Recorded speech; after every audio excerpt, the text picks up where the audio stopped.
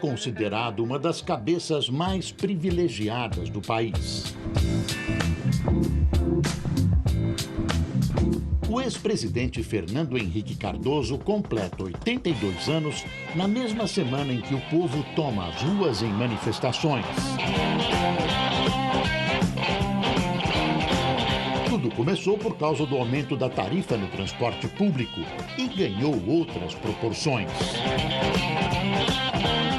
Sociólogo, professor universitário e autor de várias obras sobre teoria do desenvolvimento econômico e relações internacionais, o presidente de honra do PSDB falou sobre os protestos durante a comemoração dos 25 anos do partido em Brasília.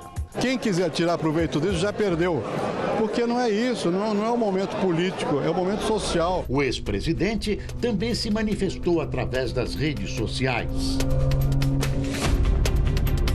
Eleito presidente do Brasil em 1994, Fernando Henrique teve um governo marcado por quebras de monopólios estatais e renovação nas áreas de telecomunicações e comercialização de minérios. Um dos mentores do Plano Real conseguiu estabilizar a inflação, promoveu crescimento econômico e estabeleceu políticas sociais de transferência de renda aos menos favorecidos. Sua gestão também ficou marcada pela criação dos remédios genéricos, medicamentos vendidos a preços mais baixos. Mas lacunas na falta de planejamento no setor elétrico levaram o país ao apagão e ao racionamento de energia. Aposentado, mas também atuante, Fernando Henrique participou como principal entrevistador no documentário Quebrando o Tabu, um projeto repleto de depoimentos de ex-presidentes que revela os equívocos da guerra contra as drogas. Por que não fez quando era presidente? Porque eu não tinha essa informação, porque eu não estava ligado diretamente ao tema e porque no Brasil a consciência média na época era de que isso se resolvia muito mais com a ação policial. Fernando Henrique Cardoso vem ao Canal Livre para falar das manifestações populares, da sucessão presidencial e sobre o futuro do país que ele ajuda a moldar há décadas.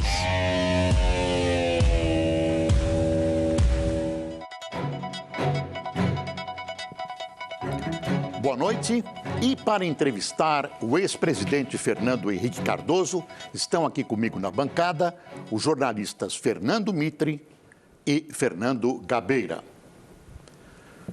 Presidente Fernando Henrique, boa noite, prazer em recebê-lo no Canal Livre. A pergunta que todos fazemos: para onde vamos em face dessas manifestações? Bom, eu não sou adivinho, não posso dizer exatamente para onde vamos. Mas eu acho que isso abre um momento novo para o Brasil. Por quê? Porque havia a presunção de que a apatia era generalizada, que havia um bem-estar, que não sei o que lá, que a transferência de renda, isso, que aquilo, e nós estamos vendo que não é bem assim. Que há novas necessidades, novas aspirações e, sobretudo, um sentimento de descolamento entre a vida e a política. Uma reivindicação de que cada um, se quer dizer o que pensa, o que quer, vai para a rua. Talvez seja uma experiência que cada geração tenha que passar, né, de saber que tem a possibilidade de se expressar fora de qualquer norma. Isso assusta muita gente. É preciso entender em mais profundidade. É claro que nesse momento é mais fácil ser analista do que ser líder político, né? Mas eu tenho experiência de outras situações. Aqui não sou eu o único a ter experiência de outras situações. E eu me lembro muito bem que eu estava em Paris em 68, em maio de 68, eu era professor na Universidade de Paris, em Nanterre, que foi o foco da chamada Revolução de Maio, que foi um movimento desse tipo, com algumas diferenças, né? Porque nós não tínhamos ainda o que se tem hoje, essas novas tecnologias que fazem com que haja um contato imediato, direto, e que, de alguma maneira, dispensam, pelo menos no primeiro momento, liderança. E, curiosamente, onde as manifestações não terminam como terminavam sempre, num comício, não tem palanque, não tem discurso, não tem o apelo, não tem o manifesto. Então, realmente... Há muita similitude, mas há diferenças também. Vivemos um outro momento da história das sociedades contemporâneas, né? Para onde é que nós vamos? Vai depender. vai depender de qual vai ser a reação da sociedade em geral, do governo em particular, vai depender de qual vai ser a capacidade de continuação de um movimento dessa natureza, que a tendência normal é de que não tenha uma duração muito ampla, como há muitas reivindicações simultâneas, depende um pouco da consistência. Agora, esses movimentos transformam as sociedades, mesmo quando de imediato a gente não perceba, transformam as sociedades. Eu vivi intensamente lá o movimento de Maio na França, né? E que era um momento em que a França, se me permite, os meus companheiros aqui, para me alongar um pouquinho, né? A França naquele momento vivia uma boa época. O presidente era o de Gaulle. Se dizia que ele era, a diferença entre ele e Luís XIV, que era o rei Sol, é que o Luís XIV não podia andar nas ruas, que era vaiado, e o de Gaulle não. E eu me lembro muito bem, numa conversa com o Celso Furtado, o Luciano Martins, o Valdir Pires, que foi ministro mais tarde aqui do Brasil também, e que tinha chegado lá o Paulo de Tarso, que tinha sido governador de Brasília e ministro da Educação. Nós morávamos na França, o Paulo conhecia menos e perguntou: o que vai acontecer aqui? Qual foi a resposta? Nada.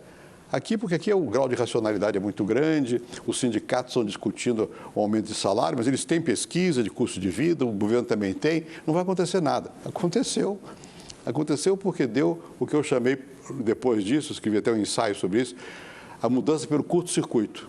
Um fio desencapado, em qualquer nível da sociedade, pode produzir um mau contato e um contágio. Naquele caso da França, parecia que algum problema surgiria dos problemas sindicais. E não foi daí que saiu. Era exatamente ali que tinha problema. Exatamente. E saiu de outro lugar. Do outro lado. Saiu de uma reivindicação, para mim, era quase incompreensível. Por quê? Eu tinha saído do Chile para a França. O Chile era um Chile da Revolução. Né? Abaixo do imperialismo, La Lucha de Classe, o livro do Guevara, era aquilo tudo. Na França, em maio, não era isso, era proibido proibir. A imaginação no poder. A imaginação no poder. Não havia referência à luta de classes, havia referência à mudança das pessoas, uma revolução existencial. Né? Claro que depois se juntou com os sindicatos também, né? E aí tomou uma proporção muito grande. E também encontrou um país, que é a França, onde o Estado tinha muita força e as instituições também. O que fez o de Gaulle? Foi se afiançar, que teria o apoio da tropa, foi à Alemanha, onde estava a tropa dos paraquedistas franceses, fiéis a ele, voltou, negociou. De alguma maneira, houve um intercâmbio com o Partido Comunista, que era muito forte, que também estava assustado com o que o de Gaulle chamava Xianli, a bagunça, a desordem, né? E, de alguma maneira, sufocaram as consequências imediatas. Mas mudou muita coisa na França. E ele ganhou a eleição. Ele ganhou a eleição. Mas mudou muita coisa na França, do ponto de vista de comportamento, de cultura. Né? Mudou muita coisa importante. Agora, mas aqui no Brasil, presidente, o que o senhor acha que pode acontecer no sistema político? Há uma rejeição total, né, por parte dos manifestantes. Até a mais de 1 milhão República já falou que é preciso fazer reforma política. Isso. Não é? Mas isso a gente conhece faz 20 anos. Né? Mas como é que isso pode chegar no sistema político? O Gabeira está mais próximo da vida política partidária do que eu, que foi recentemente candidato. Mas eu vou fazer uma observação. Hoje nós temos no Brasil liberdade de expressão, de movimentação, é verdade. Mas nós temos uma democracia de cidadania restrita. Por quê? Isso. Porque o eleitor do representante não é o cidadão, é a organização intermediária. É uma prefeitura, é uma empresa, é uma igreja, é um clube de futebol. Não existe uma ligação. E como você tem essa enorme quantidade de partidos entre aspas, porque representam pequenos grupos de interesse, alguns não são assim, alguns são partidos, mas são poucos. Né? Então, o candidato se relaciona com as instituições intermediárias. O eleitor é uma coisa que vem depois. E depois de eleito, o representante presta contas a quem o elegeu, que não foi o cidadão. E ele vai fazer o que lá no Congresso? Ele vai obter vantagens via governo federal para aqueles que o elegeram, que não foi o cidadão. Então, o cidadão não se sente comprometido, porque não está mesmo comprometido com aquilo. Esse é um problema do sistema ou é uma questão de costume, hábito político? Há duas coisas juntas. Né? Nós temos uma tradição clientelista, corporativista, é verdadeiro. A cultura, sim.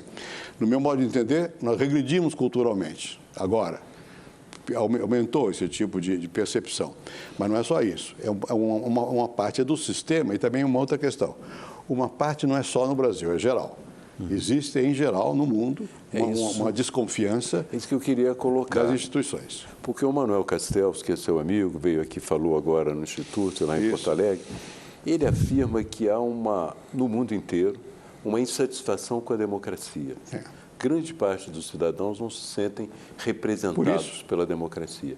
Então, está se buscando alguma forma, na sua cabeça, alguma forma de aprofundar, não esquecendo um pouco essa questão do clientelismo local, mas do ponto de vista universal. Nós temos algum caminho para a democracia novo? Vamos ver. O Castells, que realmente foi meu companheiro em Nanterre, eu conheço desde lá, somos muito amigos.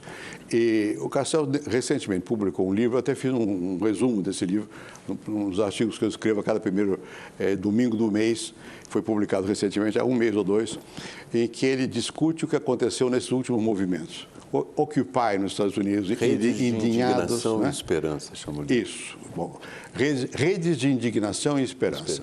Bom, ele, na verdade, tem uma esperança em que essas redes possam elas próprias mudar a sociedade, mais do que qualquer coisa. Um outro conhecido meu, que se chama Moisés Naim, escreveu um outro livro recentemente também. Que escreve para... Eu também fiz um resumo desse. Ele é venezuelano, né? Ele é venezuelano, mas mora nos Estados Unidos, ele era diretor da Foreign Policy. Né? Bom, onde ele diz o seguinte, olha, esses movimentos têm um problema, é que eles terminam no quê, se eles não se institucionalizam? Então, diz o Moisés Naim, é preciso que haja mudança institucional, para que essa mudança institucional permita um engajamento maior. Bom, mas não se conseguiu até hoje. Né? Porque também é difícil, os movimentos têm uma grande emoção, mas para passar para a solução precisa das mediações. Mediações que não existem. E em certas circunstâncias, eles funcionam efetivamente. Quer dizer, vamos voltar já ao caso do Brasil. Mas o que acontece, por exemplo, na Itália? A Itália tem uma reação muito grande e até se politiza. Criaram um movimento e tal, um partido que teve uma votação expressiva como resultado dessa movimentação. Na Espanha, o que acontece? Uma descrença nos partidos, nos dois polares, os socialistas e os populares, né? E não aconteceu nada de mais novo. Na Líbia, mudou. Na Tunísia, mudou. Né? Realmente caiu o governo. Em certas situações, você consegue que esses movimentos tenham força para derrubar a instituição, mas em seguida, o que se põe no lugar? Na Islândia se conseguiu. Na Islândia se conseguiu. Uma Constituição nova. Nova Constituição. A Islândia mudou muito, uma Constituição nova, mas a Islândia é um pequeno país. 360 mil. Agora, o que não quer dizer que não haja necessidade de uma mudança, mas não é essa mudança que todo mundo fala, que é pouca.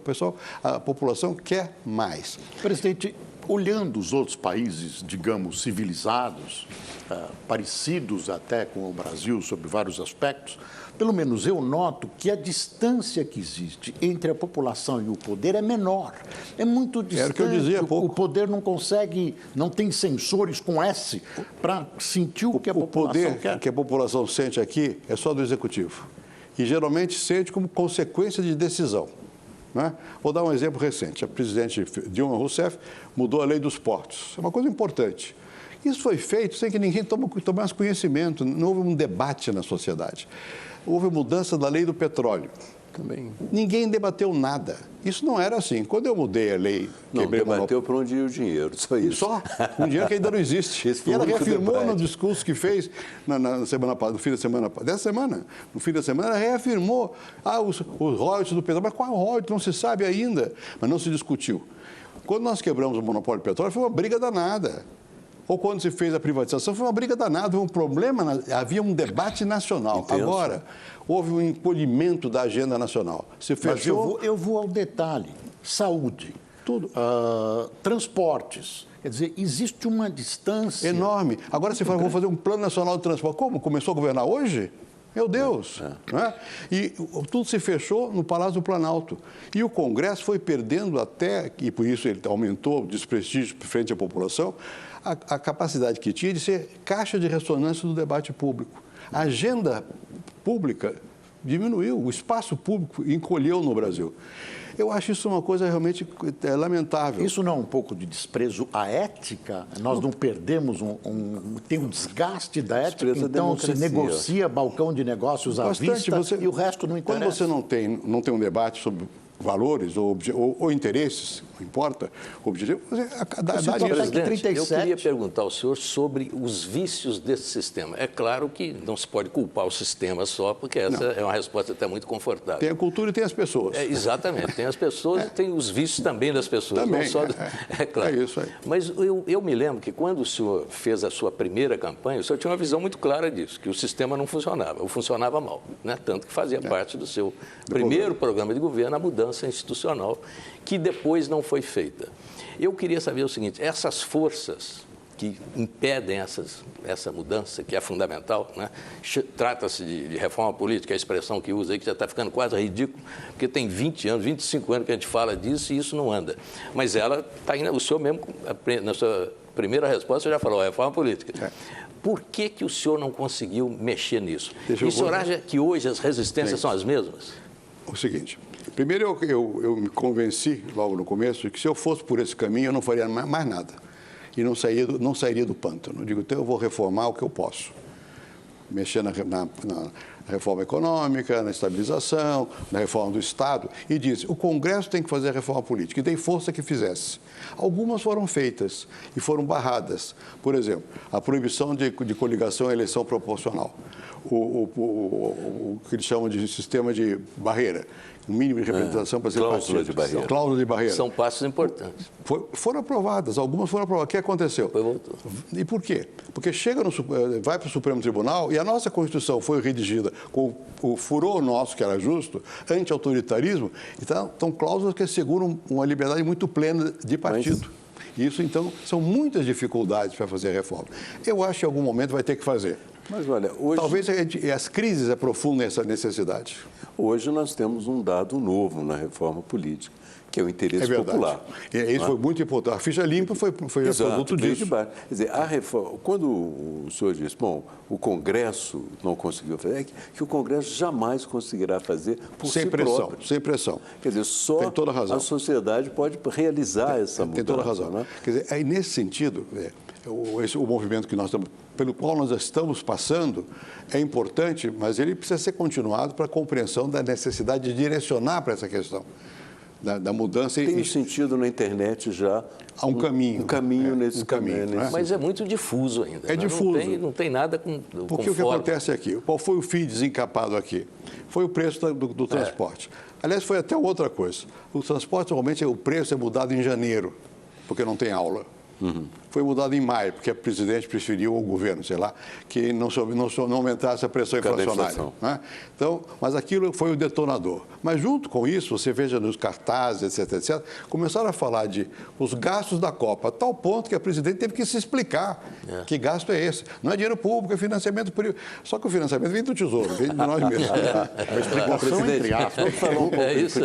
Falando um pouco de futebol. Quer dizer, não é do futebol da Copa em si, mas existe no Brasil uma visão de que o futebol dá voto. Né? E era considerado um grande trunfo trazer a Copa do Mundo para o Brasil. Furou. Tanto que os governadores, até do PSDB, entraram nessa também. Eu acho que é o momento da gente compreender que o povo mudou e os políticos não perceberam. O povo tem mais consciência de onde é que seu calo aperta do que os políticos, muitas vezes. Né? Não é por acaso que acontece isso. Embora possa ser um detonador, um fio desencapado, na verdade, o cristal rachou no Brasil. Eu acho que nós estamos vivendo até agora... Felizmente, presidente. Não é? Felizmente. Nós estamos vivendo até agora num mundo meio virtual, do marketing. O Brasil para frente, tudo resolvido, já resolvemos tudo, não tem mais problema. A Copa ia ser a entrada do Brasil entre os grandes da história. E o povo está vivendo no cotidiano. Tem mais carro, o governo facilita comprar mais carro, faz um preço de gasolina que é problemático para a própria Petrobras, para facilitar o consumo. E aqueles que começam a consumir dizem, meu Deus do céu, o consumo só não resolve, eu não consigo andar na cidade. Eu tenho 1000 problemas na cidade. Quer dizer, há uma espécie de choque entre o que as pessoas veem no seu cotidiano e o que ouvem o dia inteiro. Mas, presidente, o senhor não acha que o que está por trás mesmo, a grande causa de tudo isso, é que o dinheiro está começando a não dar? A caristia. A questão da inflação. Caristia. Eu chamo de caristia, que era o modo antigo que o povo falava. Né? Caristia. A caristia está começando a bater. Não é? É verdadeiro isso. Bom, para ser sincero, tem muitos problemas. Né? Eu acho que eu não quero jogar todo movimento desse tipo tem muitos problemas. E a gente tem que enfrentá-los. Não vai resolver do dia para a noite, mas tem que assumir. E não é na palavra. As pessoas não acreditam mais no discurso. Ou faz ou não adianta. Ou tem gesto ou não adianta. Né? Esse é outro dado. Outro dado dos movimentos já não acreditam na manipulação política. É isso. Acham que é manipulação, que o discurso, a palavra é para enganar. A rejeição é completa. É completa. Né? Política. A da política. E acho que, no caso nosso aqui, não tenha dúvida que está por trás, existe esse mal-estar. Esse mal-estar, que ninguém percebia, mas que existe. Porque a vida do povo não é cor-de-rosa, como aparece na Minha Casa Minha Vida. Sim, está bem, mas paga, não é? Custa. Tem os juros, tem não sei o quê. Então, a vida não é essa maravilha que aparece nos discursos. Aqui há uma espécie de monopólio da propaganda, porque o governo, quando fala os discursos lá da Câmara de ouvir, vai resolver tudo. O partido, mesma coisa. O Estado, as empresas estatais, fala a mesma coisa. É uma espécie de orquestração que foi repetindo. Então, chegou um momento que as pessoas começam a dizer, será que é isso? Mas a minha vida está diferente, não está melhor. Mas aí o senhor não sente falta, quer dizer, o senhor sente falta. Não há falta de uma oposição organizada que faça o seu papel? Eu diria que se houvesse uma oposição, que fosse um canal para as insatisfações do país, talvez essa manifestação tivesse outro sentido. Eu não entendo. O que aconteceu? O que aconteceu é o seguinte, o nosso sistema partidário, ele mergulhou no Congresso. Está no Congresso. Então, a oposição existe no Congresso. E o Congresso não ecoa na sociedade. Então, mas não existe na rua. A oposição tinha que ser mais ativa na sociedade. Mas se a gente colocar só a questão entre oposição e governo, a gente perde um pouco de vista a insatisfação com o sistema em geral, no qual a oposição também está envolvida. Vai junto. Vai mudar a vida de todos os políticos, independentes do governo ou da oposição. Exatamente. Não há dúvida. Agora, é contra todo o sistema, mas uma oposição, presidente, uma oposição atuante poderia ser um canal que transmitisse alguma insatisfação. E ainda mais agora. Por exemplo, a oposição não tem o que temer nesse momento. Não tem. Quem está no governo está aí há 10 anos. Não adianta jogar, foi o FHC. Não, eu estou fora há muito tempo. Né? E até pelo contrário, eu acho que nós temos que denunciar o seguinte, o governo está com o farol na popa, está olhando para trás. Está propondo ao Brasil um estilo de governar que olha para trás. Primeiro, fechou o debate é lá em cima. Segundo, é a China ao revés. Consumo e não investimento. Não é isso? E é curioso que esse consumismo deu nisso, uma reação ao próprio resultado do consumo. A insatisfação da vida urbana, da megalópole, não sei o quê. Bom, então é a China ao contrário. Né? Vamos investir pouco e consumir muito. Estamos endividando o Estado enormemente. A dívida pública é gigantesca. Ninguém fala mais nisso, mas ela é gigantesca. Estamos transferindo renda também ao revés. O BNDES passou a ser um instrumento para dar dinheiro a empresas, às vezes, discutíveis. Nem sempre, mas às vezes quando nós sabemos quais são as empresas, porque o BNDES não diz. Não, exatamente. O segredo bancário. Agora se fala de transparência. Não há transparência nenhuma. O dinheiro sai do Tesouro, vai para o BNDES, então, quando sai do Tesouro é déficit, quando dentro do BNDES é positivo. Então, pode dar a impressão que não tem problema nenhum. Tem problema. Não vamos entrar em coisas técnicas que são complicadas para essa hora da noite, mas, de qualquer maneira, há muitos erros que são do governo, desse modo de governar, da visão do governo. Há uma falta de estratégia. Houve uma aposta equivocada. O que eu chamo de aposta equivocada? O Brasil perdeu espaço na América, em geral, na América do Sul especialmente. Perdeu espaço, porque não se sabe se ele está, de que lado ele está. Fica sempre pisando em ovos. Amarrado no Mercosul. Amarrado no Mercosul, mas mais ao mesmo tempo com um temor reverencial ao bolivarianismo. Não toma posição. Na expectativa, essa crise financeira que foi terrível, aliás, faço uma ressalva, o governo agiu bem aqui na crise, fez medidas anticíclicas, mas depois achou que podia pisar no pedal e continuar nessas mesmas medidas e não viu que o mundo estava mudando de novo. Bom, agora estamos saindo da crise por onde? Pelos Estados Unidos, numa revolução tecnológica com ênfase em energia. E nós estamos jogando, sabe lá Deus, se num futuro que pode não existir. No petróleo. No petróleo. Aí, presidente. Esquecemos o meio ambiente. A questão da energia, que é mais importante, foi muito importante no seu governo, ela passa também no Brasil pelas coligações políticas, pelas coalizões políticas presidenciais. Por exemplo, o Obama se sentiu à vontade para escolher um prêmio Nobel de Física para ministro da Energia. Aqui no Brasil nós temos o Lobão, que não é uma pessoa que possa conduzir o processo. No mínimo não é da área. Hein? No mínimo não é da área. Então, eu não ganharia o prêmio Nobel de Física. Não ganharia o prêmio Nobel. Não ganharia. Eu acho que a coalizão, essa questão inicial que o Mitre colocou, continua sendo o nosso problema. Se nós examinamos o nosso trabalho desde a democratização, eu digo nós que estamos todos no mesmo barco, né? Nós, de uma certa maneira, falhamos em levar a democracia a um ponto mais avançado, porque não resolvemos essa questão de uma coalizão saudável, pelo menos. Olha, houve uma mania no Brasil de dizer que nós temos um presidencialismo de coalizão. Bom, pode ter havido em algum momento. Hoje não é mais isso, não. Hoje nós voltamos à República Velha. É governo e oposição. Né? É um rolo compressor, tem governo e tem oposição. E é melhor ser governo que o governo dá benesses. Não tem mais. Então, isso não é democracia no sentido pleno. Não Mas, é. mesmo assim, isso não é muito nítido, não. Na área do PMDB, por exemplo, na preparação das alianças regionais para as eleições estaduais, é meio difícil saber o que é oposição e o que é governo. E vai ser mais difícil ainda. Por quê?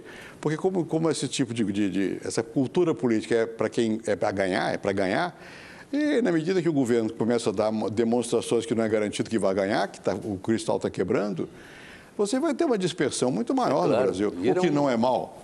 Agora, será que não é mal? Mas aí aumenta a incoerência partidária. Mas não é mal no seguinte sentido. Você abre espaço para um debate de a possibilidade da real mudança. Porque não adianta falar em mudança. O que é real mudança? Você vai ter que ter alternância no poder e tomara que não seja só alternância de pessoas ou de partidos, mas que signifique também uma alternância de mentalidade. Falando em mentalidade, é possível governar com 40 ministérios? É impossível. Eu acho que é difícil que o presidente da República, fosse quem fosse, soubesse o nome dos 40. É muito difícil e nem pode conversar com eles. E nem precisa, e nem é necessário. Está errado isso. E a população percebeu isso. A população percebeu que nós estamos num mau caminho. O que está acontecendo aí é que a população sentiu que estamos num mau caminho. Exagerou? Pode ser. Nem tudo está errado. Muita coisa foi feita, houve acumulação, foi coisa boa. Todos os governos fazem coisas boas e coisas ruins. Eu não sou um radical na avaliação nem de mim, muito menos dos outros, né? Mas, na verdade, o caminho está complicado, está errado. E é preciso dizer isso com clareza. E tem responsáveis. Tem responsáveis. O presidente Lula introduziu no Brasil uma série de facilidades que não são aceitáveis. A presidente Dilma diz que ela não aceita a corrupção, mas ela sabe, então, que a atitude tem que ser diferente. Eu sei que é difícil. Aliás, impunidade, eu acho que a impunidade é uma das razões que leva esse pessoal à rua. Na impunidade, eu incluiria, não sei se o senhor concorda, a tal PEC 37, que retira o poder de investigação e um pouco de decepção antecipada pelo que possa acontecer no processo do mensalão. Isso está subconscientemente está em jogo. A desconfiança de que eventualmente vai dar em pizza. Isso é muito ruim. Mas ainda há a crença de que eles serão punidos. Não, eu creio que serão punidos. Não estou dizendo, mas há uma possibilidade de que talvez não seja. Não, eu sei. O que começa a existir é essa possibilidade. Eu não acredito não acredito que chegue a esse ponto, mas se sente que há uma postergação. Enfim, isso tudo, a população está cansada. Há uma fadiga, há um cansaço de tudo isso. E tem que responsabilizar. Agora, será que a oposição, que nesse período ela foi assim um pouco tímida? Ela é tímida até hoje. Ela é tímida, ela é quase iniciante. Será que ela tem condições de reunir forças para ter um projeto, uma ideia de como conduzir o Brasil nesse período? Veja você, eu não creio que uma pessoa ou um partido ou um segmento tenha, mas eu acho que nós precisamos, pelo menos, forçar nessa direção. Quando eu digo aqui, o rumo está errado, não tem estratégia, eu digo, há uma outra estratégia. Nós não precisaríamos apostar, como nós apostamos, de que poderíamos nos isolar cada vez mais e crescer aqui dentro. Não está certo isso. Nós temos uma crise dramática no setor manufatureiro brasileiro. Já se discutiu o que era a taxa de juros, que é o câmbio. Pode ter sido em parte, mas não é só isso não. É que nós nos desconectamos dos grandes fluxos que existem no mundo e nós estamos ficando cada vez mais fora desses fluxos. Porque nós resolvemos, isso foi resolução a partir, sobretudo da segunda, depois da crise mundial, a ficar cada vez mais apostando no isolamento ou numa coisa mítica. Quem sabe juntos, nós todos aqui, Venezuela, Bolívia, Brasil, Argentina, vamos ser o futuro da humanidade. Nós não vamos ser assim. Nós precisamos entender que o mundo mudou muito, que você hoje tem uma integração muito grande entre cadeias de produção e que a defesa do interesse nacional, que tem que ser feita sempre, é nesse patamar e não no recuo.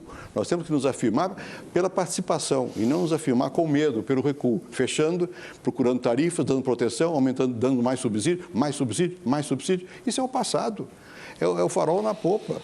Então, mas um novo projeto precisa existir nesse sentido e com todas as consequências disso. Mas o senhor acha que esse novo projeto, desculpa, Gabriel, o senhor acha que esse novo projeto está sendo trabalhado na área da oposição? Nós sabemos, né, presidente, que a nossa oposição é uma tristeza. Como é que a oposição, não é só a oposição, o Gabeira foi deputado, eu fui senador, como é que funciona o sistema político? Ele não funciona nessas vanguardas, a vanguarda vem da sociedade, as ideias vão surgindo na sociedade, vão sendo absorvidas, essas ideias começam a existir. Leia o livro que o Baixa preparou, Edmar Baixa, sobre a questão várias questões, são vários autores, tanto na área social quanto na área econômica. Há muito debate nos jornais, no setor técnico, mais do que no político, não é? Então, eu acho que há essa possibilidade. Se eu fosse ainda presidente da República, ainda bem que nesse momento eu não quero ser, né? Eu já teria convocado, vou dar um exemplo concreto. Aqui vocês mostraram o negócio do apagão. O que eu fiz quando houve apagão? Primeiro, fui surpreendido. Tudo bem, mas você não tem o direito de dizer, fui surpreendido, não faz mais nada. Primeira coisa que eu fiz, eu chamei todo mundo, PT, PCdoB. Eu fui. Você foi. Falando com parentes diariamente. Diariamente. Né? Abriu o jogo. Depois chamei gente da sociedade. E vamos juntos ver. Mandei fazer um livro branco para dizer onde é que nós erramos. Foi feito o livro branco que foi publicado, está lá dito o que houve de errado, não sei o quê. E apelei à população, falei com a população. Olha, se não fizer racionamento, vai ter apagão. Vamos fazer racionamento. Fui para a televisão e falei com sinceridade. Num caso dramático. Agora, o presidente disse, eu vou reunir os poderes constituídos. Não são os poderes constituídos, vou ouvir. Não, já devia ter feito, chamar, conversar. Interessante, né? Tanto para o governo quanto a oposição, eu observando as declarações da presidente, é que eles continuam vivendo no mundo analógico. Ela não falou nada sobre a necessidade de integrar a participação digital. Ela não mencionou esse assunto. Não. Esse assunto não existe, né? E eu acho que isso também empobrece muito tanto o governo e a oposição. O mundo político vive no mundo analógico e a sociedade já está no digital. Então, mas eu acho, respondendo a sua pergunta, quer dizer, eu sei que é difícil, mas eu acho que pode ser que eu sou um otimista e inveterado, eu acho que nós temos potencialidade no Brasil, para apesar de tudo isso. Mas a minha pergunta foi específica para a oposição, mas já pensando em 2014. Eu acho que a oposição já tem gente, eu citei alguns, posso citar outros, né? Já tem gente pensando no que fazer. Agora, mas pensar nunca faltou lá. Pensando em escrever. Não. Presidente escrever e falando com a liderança. Agora, há um outro problema. Nada disso vale na política se não for vivido por quem está no exercício da liderança, sobretudo para quem é candidato. Onde o momento em que a população eventualmente ouve, ela ouve o candidato. Ela pode ouvir o Gabeira, pode ouvir a mim, pode ouvir qualquer um de nós quatro, nós podemos ter alguma influência, mas nós não temos poder. E quem tem poder é mais ouvido. Quem tem possibilidade de poder também é ouvido. Então, nós estamos preparando a oposição para esse momento. Eu, pelo menos, faço o que eu posso, no seguinte sentido. Ou você, primeiro, ouve muito a população. Eu posso dizer com tranquilidade, eu sou velho, ex-presidente da República, tenho ligações mundiais e fui para as favelas, para entender melhor a questão da droga. Fui lá, fui eu ver. Né? Quer dizer, eu acho que se você perde o contato direto com os setores da sociedade que não são visíveis, e eu não me referi à questão da droga, mas não é só não. Vai para a periferia de São Paulo, ou se você não pode ir diretamente, ouça quem está lá. E você vai ver que o mundo não é uma maravilha. que o sofrimento é muito grande, que o medo existe, que a violência que nós todos falamos, lá ele sofre a violência. Que o homicídio que é grande, quem morre é o pobre. O senhor liga isso à pobreza, à violência? Não, não ligo à pobreza, não. A pobreza não seria culpar a pobreza porque ela não é culpada. O senhor, na presidência da República, não cuidou da questão da segurança pública de uma maneira objetiva. Ah, por quê? Espera um pouquinho. Não cuidei, não. A questão da segurança pública estourou em São Paulo naquela época. O governador era o Mário Covas. Né? E qual era o problema que se detectava na época? Era basicamente o fato de você não ter uma hierarquia entre as polícias e não ter um comando unificado. Isso precisava reformar a Constituição. Mandei todas as reformas para a Constituição. Não passou nenhuma. Nenhuma. É porque eu lembro que na última entrevista que nós fizemos, no final do seu mandato, o senhor disse, olha, isso vai ficar para o próximo presidente. É isso, porque não passou nenhuma. Por quê? Porque os interesses estabelecidos nessa área são muito poderosos, das polícias, várias, não é só das polícias, das corporações em geral, no Brasil, têm muita força. Eu me lembro quando eu era relator adjunto da Constituinte, quem que estava lá? Eram delegados, eram policiais militares, defendendo suas corporações. O nosso espírito do Brasil é muito corporativista, então é difícil. Por isso que quando eu falo, às vezes eu critico o governo, então eu sempre tenho um pouco de cuidado, porque eu sei das dificuldades. Né? Mas isso não desculpa nem o que eu não tenha feito, nem o que não estejam fazendo aqui. Né? Agora, o problema não tinha essa dramaticidade que tem hoje, nem o da droga, nem o da violência. Hoje ficou muito mais complicado. Né? Então, ele tem que ser enfrentado. Até eu diria o seguinte, você sabe, todo mundo sabe, eles mostraram aí, eu ajudei bastante a estabilizar a moeda. Criamos uma moeda nova, o real. Isso é mais fácil do que aquilo que tem que ser feito agora.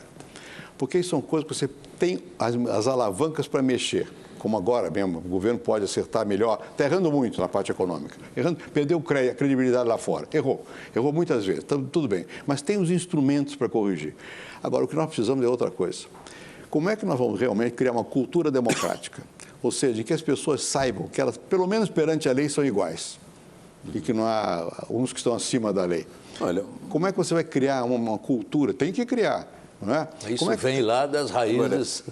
Contra as raízes tradicionais. Mas nós, quando estamos discutindo a alternativa aqui, nós estamos discutindo a alternativa governo e oposição, diante de um Brasil que já apresentou atores completamente novos. Quer dizer, vai ser impossível pensar uma alternativa para o Brasil sem levar em conta os novos atores que surgiram. A sociedade.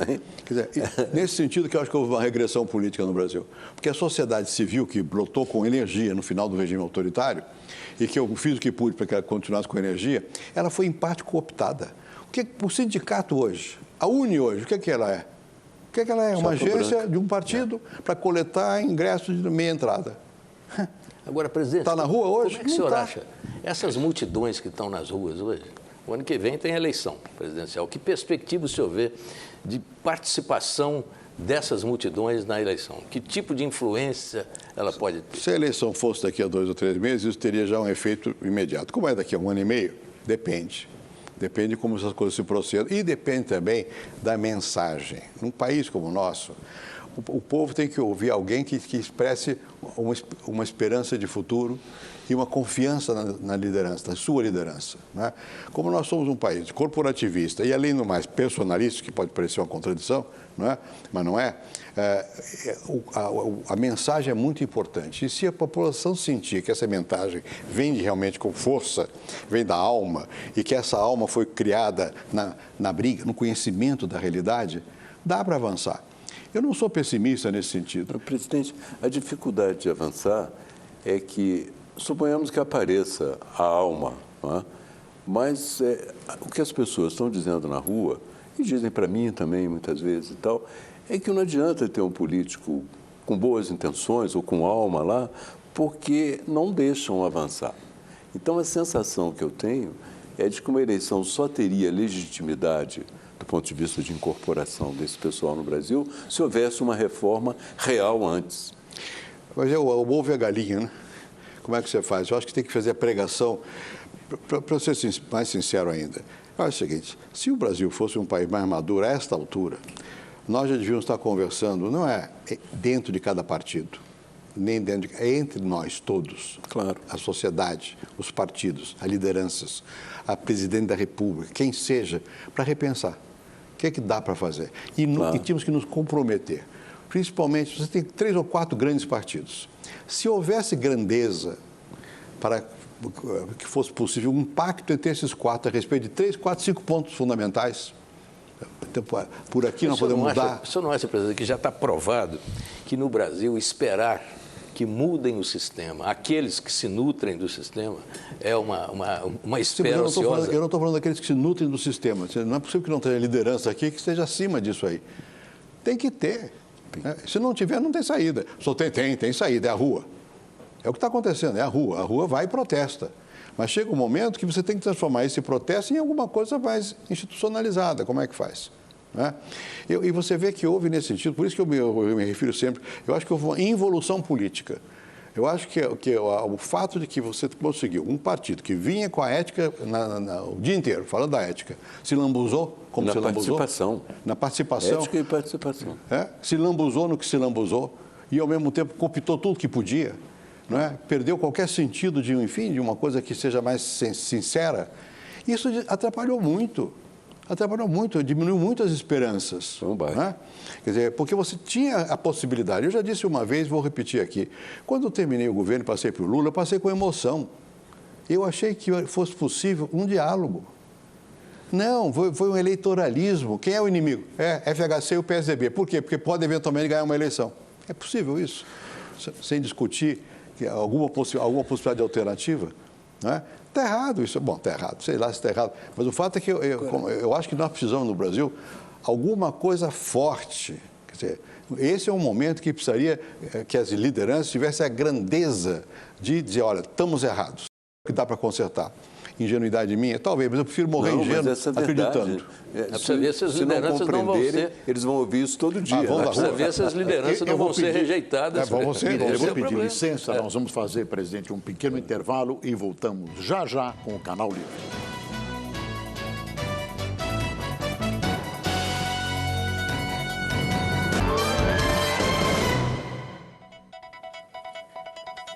E voltamos com o Canal Livre, que esta noite recebe o ex-presidente da República, Fernando Henrique Cardoso. Presidente, os ventos internacionais, neste momento, sopram a favor do Brasil? Não, sopraram durante muito tempo. Agora não, por quê? Porque a China, que foi uma grande alavanca para o nosso crescimento, por causa do seu crescimento, necessidade de comida e de matérias-primas, ajudou muito. O Brasil e a América Latina toda, muito bem. Mas a China agora está tendo que mudar o seu modelo também. Vai ter que aumentar o consumo interno, vai consumir talvez menos minério, isso vai provavelmente diminuir o valor dessas mercadorias, etc, etc. Por outro lado, nós tínhamos uma abundância de dólar no mundo, temos ainda abundância de dólar no mundo.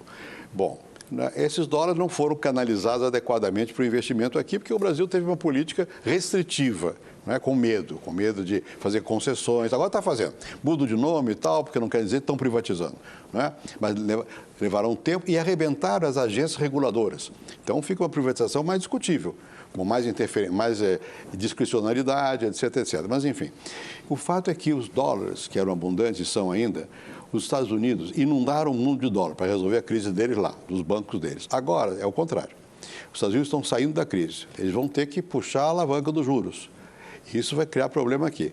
A tendência à desvalorização do real é verdadeira. O real desvalorizou muito nesses últimos dias e desconcertadamente. Isso arrebenta muitas empresas e pessoas. Né? E o governo pensa que vai segurar isso com intervenções do Banco Central. Não adianta, porque a tendência é mais global. Então, o vento geral... a repercussão na inflação. Vai incidir sobre a inflação, vai aumentar a inflação, porque boa parte que se produz aqui é importado, mesmo quando é produzido aqui, é uma parte produzida aqui. A estabilidade da moeda é fundamental nesse mundo. Claro. Né? E houve aqui uma certa hesitação nisso, política. O Banco Central custou a poder atuar, dá a impressão que tudo é controlado. Então, os capitais ficaram um pouco receosos. Veja o que aconteceu essa semana. Grandes empresas brasileiras que iam lançar ações e tal, recolheram, porque tinham medo da desvalorização, de não realizar seus objetivos. Quem está lá fora, olha e diz, será que eu vou investir aí? Né? A Copa ia ser uma oportunidade, e é. né? Mas agora ficou um pouco prejudicada. O pessoal lá fora fica assustado. Então, os ventos internacionais não estão. E o que está acontecendo lá fora é a Europa continua em crise, com muitas dificuldades, não vamos entrar nisso, que é um capítulo à parte, né? O lado perigoso do mundo está na questão lá do Meio Oriente, Líbano, não sei o que lá, Israel, Síria, e depois Paquistão, tudo bem. Isso não vem diretamente aqui para nós. Mas o lado que está ressurgindo do mundo são os Estados Unidos. Né? Isso vai beneficiar o México, que perdeu muito no momento anterior, mas agora tem uma ligação umbilical. Nós ficamos muito afastados dessas correntes de renovação.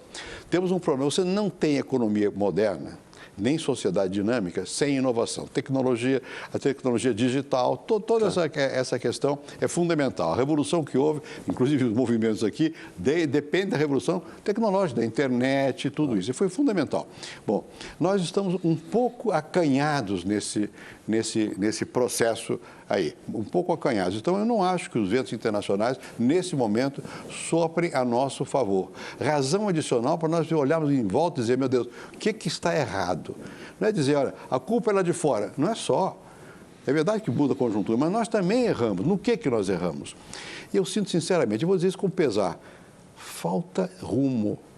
O rumo é, hoje eu resolvo isso, amanhã resolvo aquilo, depois da manhã resolvo aquilo outro, e não se efetiva. Falta operacionalidade, falta gestão, falta competência. Houve uma invasão do Estado, do governo, por interesses políticos, e junto com isso vem os outros interesses, que não são só políticos, tem outra natureza financeira. Né? Mas o grave é que isso faz com que se perca a capacidade de executar. Não falta dinheiro. Veja o orçamento. Você estava lá no Congresso, sobra todo ano. O governo não tem competência para aplicar o orçamento. E não deixa quem tem competência e tem capital participar. Então, está errado o rumo.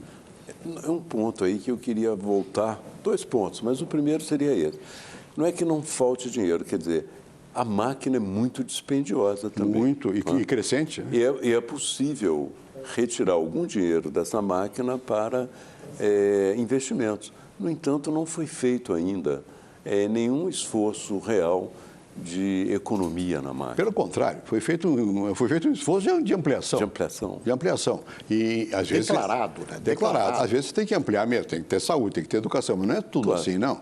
Né? É lógico. Há um Eu digo, os custeios, nós gastamos 800 milhões de reais com viagens. No período que a Skype, não tem sentido. Teleconferência, tudo isso. Não tem sentido. Hein? É verdade. Então, você tem, não é só que tem coisa errada que dá para corrigir, mas tem que reconhecer o erro, tem que ter humildade. Mas no caso específico da inflação, o senhor, quando assumiu, pegou a inflação de frente, especificamente, o que o senhor acha que pode ser feito ali?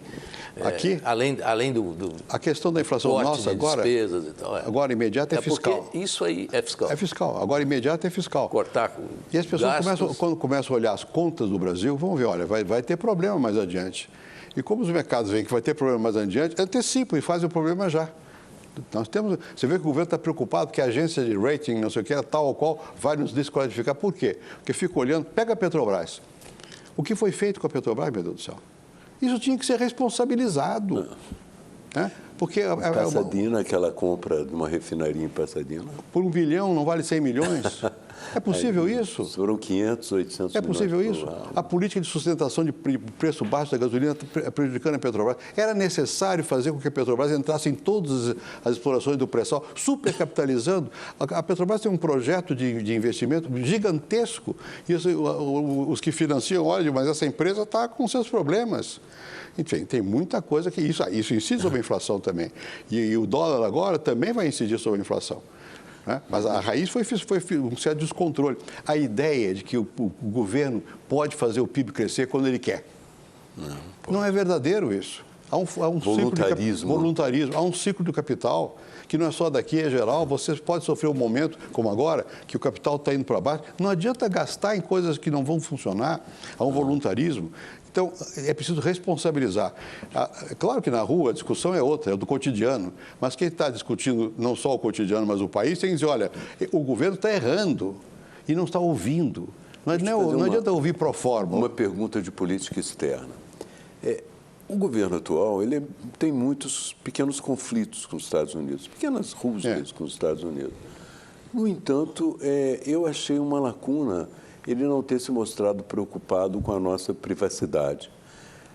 Não seria interessante, no Brasil, nenhuma força política manifestou preocupação com a privacidade em função das denúncias que houve sobre o processo nos Estados Unidos. E a União Europeia manifestou.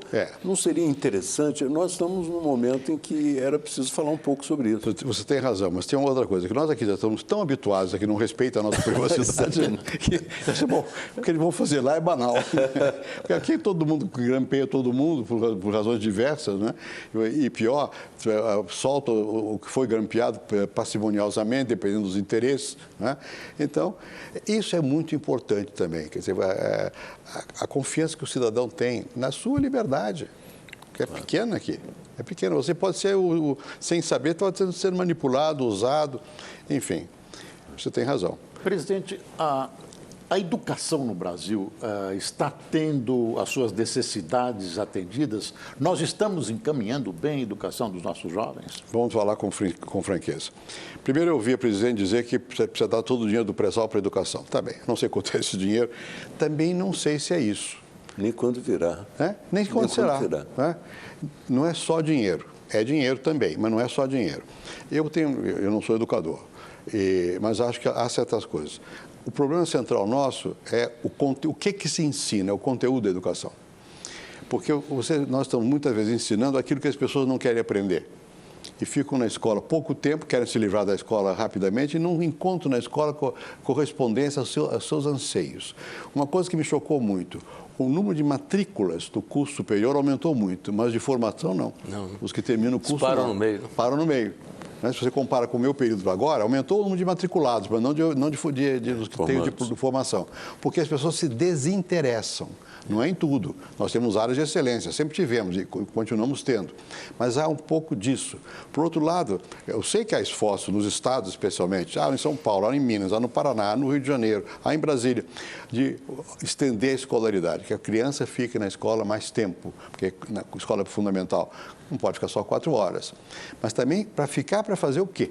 Tem que treinar o professor. Se a gente compara o resultado dos estudantes brasileiros com... É muito ruim. É uma tragédia. É muito ruim. Agora, esse é um problema que vem desde... É antigo, mas o fato de ser antigo não implica que não se possa fazer. E, aliás, eu vou dizer, há uma mobilização grande na sociedade brasileira, da sociedade civil, todos pela educação. É um slogan. Claro. Né? Existem efetivamente melhorias. Né? Agora, a questão central, a meu ver, da educação é a relação direta do professor com o aluno. Não tem educação sem ter professor e sem ter aluno, e a relação entre eles. Se o professor não é bem formado, e se ele não entende que no mundo de hoje ele aprende ensinando e vice-versa, o aluno também ensina, e a internet é um instrumento poderosíssimo, e o Google sabe mais que todo mundo, né? Se o professor também não está preparado para isso, não adianta aumentar o número de horas dele. Agora, a nossa dele universidade, que visão o senhor tem da nossa? O seu amigo Janotti tem uma visão bem pessimista. Né? Eu não tenho tão pessimista. Eu acho que depende de que setor da universidade. A universidade aumentou muito o número. E foram criadas muitas universidades em locais discutíveis, com condição discutível. Com o tempo pode melhorar, né? Mas, na média, efetivamente, o Janotti tem razão. Quer dizer, mas há setores da universidade que são bons, são competitivos. Vamos repetir. Hoje, isso tudo, quando é bom, está ligado ao mundo. Tem rede. Né? Então, você está aqui, você está ali, está ao mesmo tempo em toda parte. Né? Então, isso também dá força, dá energia. Então, tem muitos setores da universidade. Pega a medicina. Nós temos uma boa medicina, nós temos uma boa engenharia. Né? Temos coisas que são positivas. Falta mais gente. Eu vi com preocupação anúncios que vamos trazer não sei quantos milhares de médicos estrangeiros. Tudo bem, mas isso pode ser uma coisa de momento, não é essa a questão. Você tem médico aqui que não vai para lá porque não tem condição boa para ficar lá. Então, vamos trazer estrangeiro que vive mal no seu país para ficar aqui, está bem, é um tapa-buraco, não está resolvendo a questão. Né? Então, agora mesmo, há um programa que é importante, que é de mandar mais bolsistas para o exterior. Mas veja o que aconteceu. Foram, maciçamente para países que não são de vanguarda, né? Por causa da língua. Né? E não adianta você mandar se o sujeito não tem treinamento, você não pode passar. No Brasil havia há 2 anos 8.500 bolsistas nos Estados Unidos. Você vai dizer, vamos ter daqui a 5 anos 50 mil, 100 mil. Não vai ter, não pode ter. É megalomania, é plano. Vamos fazer um plano nacional que vai resolver tudo. Não vai resolver, porque nós não temos preparo. para isso. Mas há setores que estão se preparando. Até mesmo a universidade privada, que no passado era de baixa qualidade, hoje tem boas. Privadas de boa qualidade. E, infelizmente, algumas públicas que eram de excelente qualidade, em certas áreas, deram para trás. Né? Então, eu tenho uma visão que não é negativa, mas é preocupada com a questão. Sobretudo com a questão fundamental, que é a escola de base. E aí é o professor. E é melhor salário, sem dúvida, não é mais que isso. É consideração. Eu fui professor em Cambridge, na Inglaterra. Quando eu cheguei em Cambridge, nem sei como é que eu fui parar lá, o salário que pagava em Cambridge não era muito maior do que o salário que se pagava na USP. Eu estava fora do Brasil, não era muito maior. Mas as condições de trabalho eram melhores. E, sobretudo, você tinha dignidade. Essa palavra tem que ser recuperada no vocabulário das pessoas e dos políticos. E dos professores. Os professores, eles precisam de ser respeitados. Né? Se você é professor em Cambridge, você tem respeito. Aqui não é assim. Né? Essa questão, eu acho que também temos que olhar que a população, o pobre, ela quer dignidade, ela quer ser respeitada, ter sua individualidade respeitada, ter dignidade, consideração. Isso pesa até no transporte coletivo também, não é só o preço. Não é o preço só, não. Do desconforto, é o maltrato. Da falta de respeito. O hospital, a rede hospitalar aumentou muito. Não havia SUS. O SUS foi implementado pelo Jatene e depois pelo Serra. Foi um grande momento do SUS. Bom, está aí o SUS. O que a pessoa reclama? É que tem fila, é que chega lá não é bem recebido, porque é maltratado. Uma vez me perguntaram, eu não gosto de falar coisa partidária em reuniões desse tipo, assim, mas enfim, da área do PSDB, qual seria um bom slogan para o PSDB? Digo, não sei. Nos Estados Unidos, yes, we can, nós podemos. Aqui, yes, we care, nós tomamos cuidado, nós olhamos para você, damos carinho, prestamos atenção a você. Há um pouco disso, há um pouco da necessidade das pessoas se sentirem respeitadas na sua integridade, na sua dignidade. Isso que eu disse que são intangíveis, que é mais difícil do que controlar a inflação. Porque isso é educação, e é pouco a pouco. Não é cobrança, eu vou executar, eu sou dura, eu vou punir. Tá bem, mas não é isso, eu vou educar, meu Deus. Bom, eu vou educar. E educar não é só ensinar, é viver junto também, é aprender junto. É possível pensar que na próxima eleição presidencial a questão da educação tem uma real importância na agenda? Eu acho difícil, mas gostaria. É difícil? É difícil. Presidente, nós vamos fazer mais um intervalo, eu peço licença. O Canal Livre volta já, hoje com o ex-presidente Fernando Henrique Cardoso.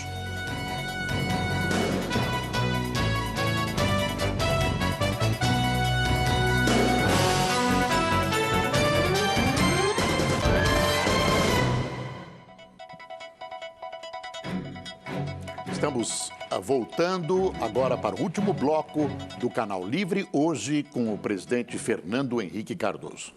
O presidente está lançando, fazer um comercial, um novo livro, que é Pensadores que Inventaram o Brasil, pela Companhia das Letras. Mais um. O senhor tem noção de quantos livros já? Não sei exatamente. Depois que eu deixei a presidência, esse é o 6º, em 10 anos. Não. Eu tenho que parar, né? É muita coisa. Não, tem que continuar, presidente. Não concordo. Gabeira, por favor. Dá uma sugestão para escrever um livro, é uma pergunta. O que levou, na verdade, na sua cabeça, a defender a descriminalização da maconha? E qual foi a sua experiência humana do ponto de vista de defender uma causa que não é muito popular? Bom, o que me levou, por estranho que pareça, foi a minha preocupação com a democracia e a corrupção.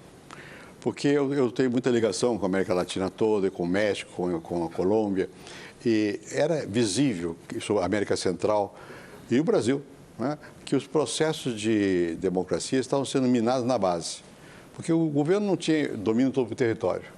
A população comandada por chefes de droga, né? E, ao mesmo tempo, proibicionismo, como se fosse a essência de tudo, proíbe.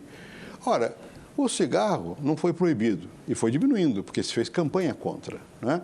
A maconha pode fazer mal, se for fumado de uma maneira constante, pode fazer mal. Pode-se fazer uma campanha também. Pode fazer uma campanha, deve-se fazer uma campanha, né? Então, eu achei isso, eu achei que era o momento de ver. E vi que tinha repercussão. Nós até estamos conseguindo um alcance internacional nessa repercussão. O novo presidente da Colômbia me chamou há um tempo atrás para dizer, olha, eu vou pedir a legalização da droga. Não chegou a tanto, mas pediu à OEA que debatesse a questão, e a OEA está debatendo. Aliás, o Brasil até concordou. Eu falei uma vez com a presidente Dilma sobre essa questão. Eu sei que é um tema difícil. E eu mesmo apanhei muito por causa desse tema, porque quando fui candidato a prefeito, inventaram que eu ia distribuir maconha no lanche das crianças. Bom, e eu não acreditei que alguém acreditasse. Mas acreditaram. Como eu não fumo nem cigarro... Não fui eu, hein? Não foi você. Eu pensei que o senhor acreditava em Deus. Não foi você. Não tenho nada com não, isso. nada a ver.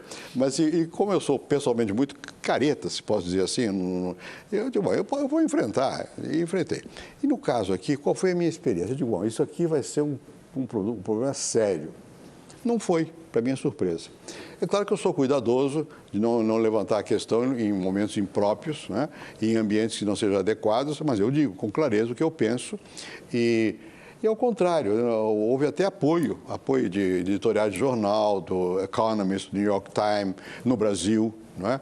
O Globo, e aqui os jornais, mesmo a Folha, da compreensão de que não é possível continuar fechando os olhos, fingindo que o problema não é grave e que se resolve pela repressão e pela violência. Não se resolve pela repressão e pela violência. O grande argumento é que nós estamos perdendo essa guerra. Né? Perdemos já. Esse é o argumento. Perdemos a guerra. Olha, eu recebi um telefonema do presidente da Guatemala, que é um general conservador, provavelmente, dizendo que ele não tinha saída. Ou encontrava uma maneira de legalizar, ou ele ia perder a guerra, porque lá as gangues são mais fortes que o Estado. Né? E um homem conservador. E ele está lutando para isso. Eu não sei, não há receita. Não acho que pode dizer, faça isso que aquele país fez. Cada país tem seus problemas. O Rio de Janeiro está tentando resolver de uma maneira diferente. Né? Mas não está matando ninguém. Né? Está desarmando. Não é? São situações diferentes. Então, eu achei que eu tinha a obrigação cívica de falar dessas questões. O que me deu também acesso a muito jovem, às vezes até por engano, né? Mas de pensar que eu sou libertário, não sei o quê. Mas é bom isso, quer dizer, você entrar num tema difícil. Eu acho que os partidos têm que entrar nos temas difíceis também. Presidente, a respeito de jovens, é exatamente sobre isso que eu queria fazer, essa última pergunta. O desencanto do jovem não é uma das explicações para o que tem acontecido no Brasil? Essas multidões na rua. Vai à rua para ver. Não tem um desencanto? Vai à rua para ver. Tem jovem e tem mulher. Vai na periferia e vê quem são as forças motrizes que movem lá. São jovens e são mulheres. A mulher porque foi trabalhar, o jovem porque foi aprender. Então, o jovem tem uma energia enorme e é uma força motriz, você não tem a dúvida que é. Em qual das nossas famílias, no meu caso, são netos? Os netos não estão nas ruas. Estão nas ruas. Estão nas ruas. Né? São jovens, né? E de todas as camadas sociais. E isso é muito bom. Quer dizer, eu acho que a gente tem que prestar... Mas há um desencanto. Há um desencanto, mas há um reencontro com ele próprio quando ele vai para a rua e vê o outro. E isso é o que é o bom. Né? O desencanto alterou um pouco. O desencanto se transformou no deslumbramento do encontro. Em reencontro. Né? E é uma coisa é interessante de ver, mas eu reitero, se você quiser entender o futuro do Brasil, olha para o jovem e olha para a mulher. Porque são as forças que precisam participar mais e querem participar mais. Olha para o Congresso, tem um pouco jovem e quase não tem mulher. Não tem negro, muito pouco, mas já aumentou. Os negros também é outra força. Mas aqueles no Congresso, que sofrem. A dificuldade é que tem pouca gente honesta. Também é verdade. Independente de ser homem, mulher, jovem ou velho. Mas a dificuldade das pessoas, o sofrimento, faz com que essa gente tenha mais vibração. Não é? Então, eu acho que o jovem não é o sofrimento, é a esperança mesmo. E a desilusão, quando ele se reencontra, vira esperança. Eu acho isso uma maravilha, sem exagerar. Também ninguém... Não vamos botar para fora nós velhinhos, né? Deixa um pouquinho para a gente ter voz também, mas que os jovens precisam falar com mais força, preciso. Presidente, nós estamos chegando ao final do Canal Livre desta noite e o senhor tem 1 minuto para suas considerações finais. Eu vou fazer considerações breves. Eu acabei de dizer, eu acredito muito no reencontro. Continuo acreditando no Brasil. E continua vendo que a sociedade tem energia, tem força. Conseguimos fazer uma economia pujante. A sociedade civil se movimentou.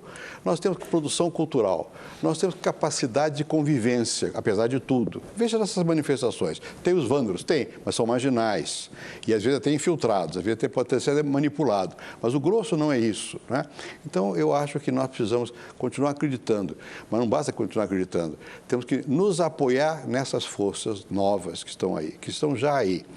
E atenção, reitero, não é só o jovem que está na rua hoje, que ainda é basicamente a classe média abaixo, os novos da classe média, muito importantes. Mas tem os que não chegaram à rua ainda e que o governo tem a ilusão de que vai controlá-los para sempre com bolsas. Não vai.